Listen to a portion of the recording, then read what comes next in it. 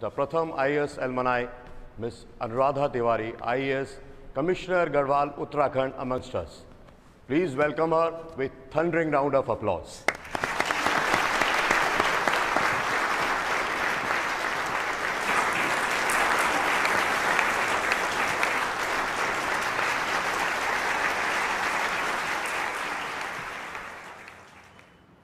तो as commissioner of Garhwal Uttarakhand ये मेरी रिस्पॉन्सिबिलिटी है कि लॉ एंड ऑर्डर मेंटेन रहे। एक सिविल सर्वेंट की लाइफ में बहुत सारे इमोशनल चैलेंजेस भी आते हैं, पर कोई कंफ्यूजन नहीं होता। वाली हेल्प के लिए थैंक यू। कॉन्स्टिट्यूशन आपको रास्ता दिखाता है। मैम, पॉलिटिशियंस का कितना इंटरफेयर रहता है? तुम्हारी मम्मी को पता है कि उनको वो अपना अल्जाइमर्स की काम बीमारी करते हैं और आप अपना, पर दोनों का मकसद एक ही होता है। मैम लास्ट अटेम्प्ट तक आते आते मोटिवेशन को कैसे हम आप रखें? ये बहुत अच्छा सवाल है। मैंने खुद ही काफ़ी अटेम्प्ट्स लगाए क्लियर करने में। फियर और फ्रस्ट्रेशन इस जर्नी के फेलो पैसेंजर्स हैं और ये रहेंगे ही। तो अपनी जर्नी पे फोकस रखिए और फेलो पैसेंजर्स से बात करने की ज़रूरत ही क्या है। पर मैम, इतने सारे फेल अटेम्प्ट्स के बाद क्या कभी ऐसा फील नहीं हुआ कि अब प्रेशर बहुत ज़्यादा हो रहा है, अब गिव अप कर देना चाहिए? ये सवाल मेरे दिल के बहुत करीब है। जब आप एक लड़की होते हो, एक ऐसे ऑर्थोडॉक्स फैमिली से जहाँ 22 साल में आपकी शादी कर दी जाती हो, आप इंडिया के एक बहुत ही बैकवर्ड हिस्से से बिलोंग करते हो और आपको इंग्लिश भी नहीं आती हो, और आप घर के बाहर सिर्फ अपनी दीदी की जिद की वजह से पढ़ रहे होते हो, और उस पर आप लगातार फेल पे फेल होते जाते हो। तो हाँ, हर रोज लगता था कि गिव अप कर दूं, और शायद कर भी देती, एक्चुअली डेफिनेटली कर देती। पर उसी वक्त मुझे किसी ने एक बहुत अच्छी बात बताई। उस बात से मेरा एटीट्यूड 180 डिग्रीज फ्लिप कर गया। क्या आप वो बात सुनना चाहेंगे?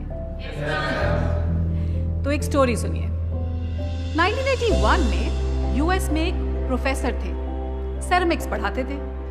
उन्होंने एक एक्सपेरिमेंट किया, अपनी क्लास को 2 ग्रुप्स में बांट दिया और 10 दिन का वक्त दिया।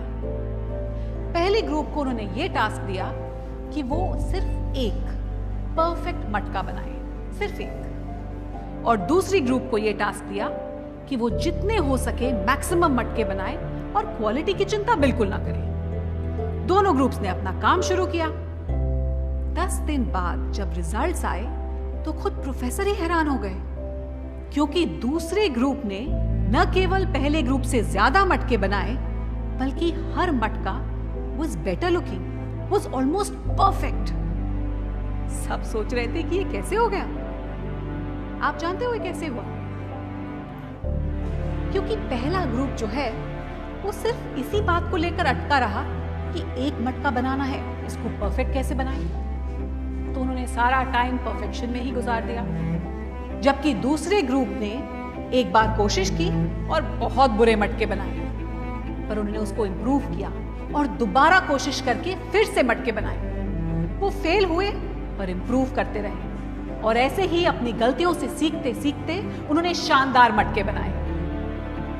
तो इसीलिए आप अपनी गलतियों से डरिए मत, भागिए मत।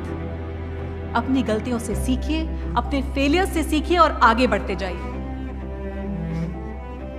और ये बहुत ही अच्छी बात है कि इस बात को बताने वाले शख्स हमारे साथ यहाँ मौजूद हैं। पर आप उनसे पहली बार मिलोगे ना तो लगेगा जिंदगी बहुत ही होपलेस है। पर Prakash sir, it worked for me. बेटा, यू वर लकी। अगर ये पॉटवेयर एक्सपेरिमेंट मैंने पहले पढ़ लिया होता तो मैं भी अपना चौथा अटेम्प्ट देता, और फिर आज पोडियम पर तुम्हारी जगह मैं खड़ा होता। पर इट्स ओके सर। जो फेल होता है ना, वही बता सकता है कि कहां गलतियां न करें। कभी कभी आपका सबसे खराब खिलाड़ी देश का सबसे अच्छा कोच बन जाता है। क्यों? एवरेज प्लेयर ही बोलते थे बेटा। तो आप सब डटे रहिए, फेलियर से मत भागिए, क्योंकि फेलियर ही आपको सिखाता है और फेलियर ही IAS बनाता है। आप सब लोग पोएम्स तो पढ़ते होंगे मोटिवेट होने के लिए। फेवरेट पोएम की एक फेवरेट पंक्ति आप लोगों के साथ शेयर करती हूं कि कौन कहता है आसमान में सुराख हो नहीं सकता। कौन कहता है कि आसमान में सुराख हो नहीं सकता। एक पत्थर तो तबीयत से उछालो यारो। हाँ।